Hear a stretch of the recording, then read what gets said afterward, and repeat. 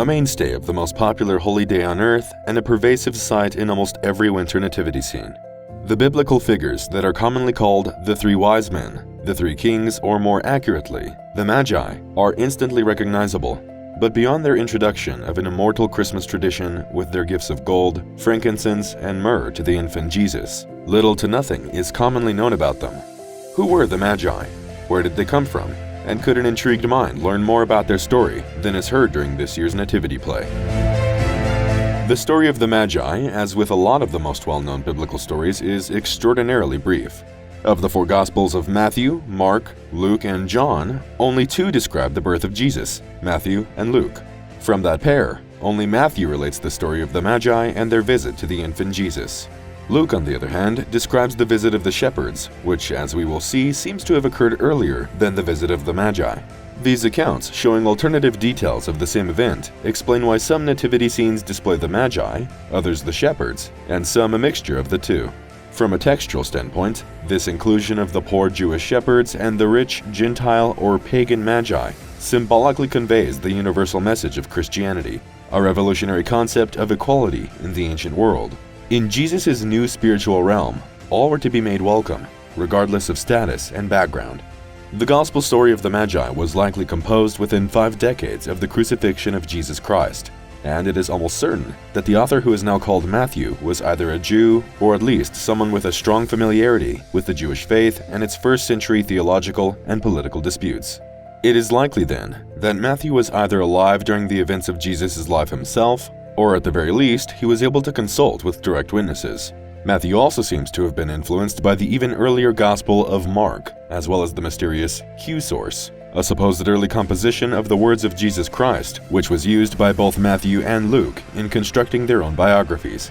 Matthew opens his account of the Magi with the words, "In the time of King Herod, after Jesus was born in Bethlehem of Judea, wise men from the east came to Jerusalem, asking, 'Where is the child who has been born King of the Jews? For we observed his star at its rising, and have come to pay him homage.'" The King Herod referred to in this passage is Herod the First, or as he is also sometimes known, Herod the Great, ruler of the kingdom of Judea. Though Jesus was born into a world where the Roman Empire was at the very height of its military and cultural power, ruling Judea and all the lands of the Mediterranean and beyond with a firm hand, part of the genius of Roman government was its propensity to allow client kings and local traditions to remain in place, maintaining a facade of continuity and independence. This was especially necessary in the unique land of Judea, where the monotheistic Jews were very sensitive to the imposition of outsider deities or traditions, which contradicted their own. Historically, Judea was a troublesome province of the Roman Empire, not so much because it was under pressure of outside attack, but because of its long history of resistance to foreign occupation. Many of its people saw Herod not as a king, but as a puppet of a foreign invader, and he had to sustain an arduous balance between controlling the rebellious factions of his kingdom without igniting a general rebellion, while also proving to the Roman government that he was capable of maintaining order. Needless to say, the Magi's news about a new king of the Jews was not welcome in Herod's palace.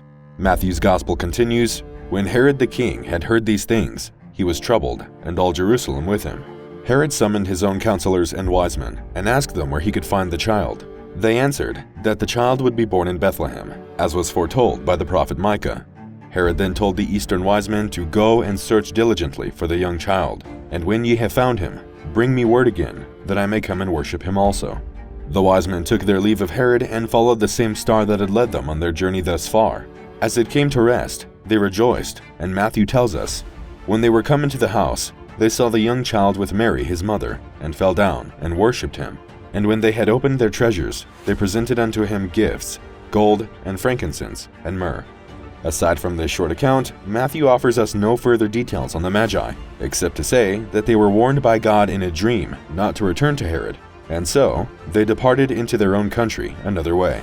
An angel then warns Joseph to take Jesus and his mother and go to Egypt, which he does, as Herod, when he saw he was mocked of the wise men, gave a general order that all the children in Bethlehem aged 2 and under were to be killed, thus beginning what is termed the massacre of the innocents.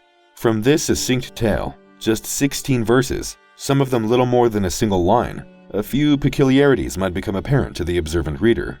Firstly, why are the visitors commonly referred to as kings or magi, when Matthew's description clearly calls them wise men from the east? This is because, in most English translations of the Bible, including the 17th century King James Version, the translation from the original is wise men, but the original Greek and later Latin texts used the term magoi from the singular magus.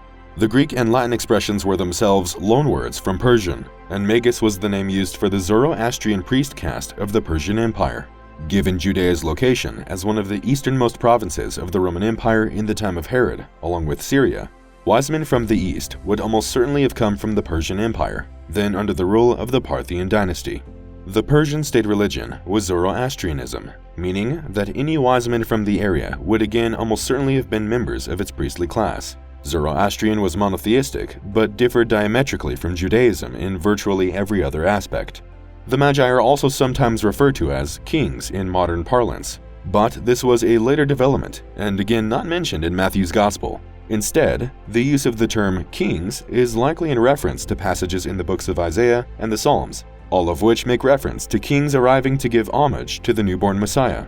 Isaiah specifically refers to the non-Jewish background of these visitors when it says, "The Gentiles shall come to your light, and kings to the brightness of your rising."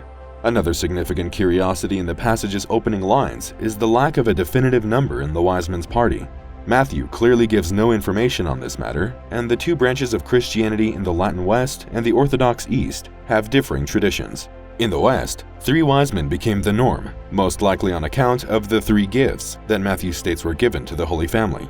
On the other hand, the wise men are traditionally said to number 12 in the Orthodox faith, perhaps to represent the 12 tribes of Israel and other such incidences of the number 12 in the Bible, such as the 12 apostles. A third difference from modern depictions is Matthew's description of the Magi's arrival at Jesus' location. He writes, "When they were come into the house," and at no point makes reference to a stable or manger. These elements of the Nativity are only mentioned in Luke's Gospel. Indeed, both Gospels vary in their geography quite significantly, with Matthew only mentioning that Jesus was born in Bethlehem, while Luke supplies the detail of Joseph and Mary having to travel to Bethlehem for a census from Nazareth. While not a quirk of the original passage and its modern depictions, a point that is often overlooked is the effect that the gifts of the wise men would have had on the family of Jesus. Rich gifts like gold, frankincense, and myrrh would have been life-altering for a tradesman like Joseph, as these gifts were usually presented to an earthly prince. Matthew states that Joseph was a working man when he has some former neighbors inquire of the adult Jesus, "Is this not the carpenter's son?" in a later chapter. There is no indication of Jesus growing up in a wealthy environment, however, and he later did say that it was as easy for a rich man to get to heaven as a camel to pass through the eye of the needle, although even the translation and meaning of this passage is often debated. Another aspect of the Magi's visit to Jesus that is left unexplained is the timing of their arrival. While Luke is explicit in saying that the shepherds visited Jesus on the day of his birth, Matthew offers no such date for the arrival of the Magi. Instead, the Feast of Epiphany on January 6th, which commemorates Jesus' birth, baptism, and the wedding at Cana when water was turned to wine, came to be associated with the arrival of the Magi, particularly in Western Europe rather than the Eastern churches.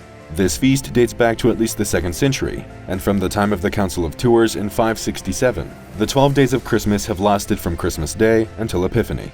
Up until modern times, Twelfth Night, that is the day before Epiphany on January 5th, was a larger holiday than December 25th in most European countries, and perhaps the most notable example of this is the play of the same name that was likely first presented by William Shakespeare in 1601 at the court of Queen Elizabeth I for her Twelfth Night celebrations. The play, which is nowadays fully titled Twelfth Night or What You Will, actually has no plot relation to the winter holiday that ended the Christmas season, but is instead a light romantic comedy set in the Italian countryside of the type that Shakespeare utilized for several of his works. Aside from Shakespeare, the evocative and alluring enigma of the Magi has stirred countless other artists over the centuries since the evangelist Matthew wrote his Gospel. The East Roman or Byzantine mosaics of Ravenna, dating to the 6th century, contain images of the Magi, while unsurprisingly, they remained popular subjects in the Renaissance 1,000 years later. Sandro Botticelli completed a painting of the Adoration scene around 1475, complete with a self-portrait of himself. Leonardo da Vinci began a painting of the Adoration of the Magi, which now sits in the Uffizi Gallery in Florence when he was around 30 years old. The Flemish artist Peter Paul Rubens painted no fewer than 4 depictions of the Adoration scene in the 15th century, one of which sits in Cambridge, while the others lie in Madrid, Lyon, and Antwerp. Has such a short story, recounted in just a few terse verses, ever had such a monumental cultural and religious influence? The answer is probably not, and the mystery of the Magi, along with the story of the Nativity itself, will continue to occupy intrigued minds everywhere for centuries to come, not just for Christmas. For more videos on the most amazing forgotten parts of our history, be sure to subscribe to the Intrigued Mind channel, like the video, and leave your suggestions in the comments below.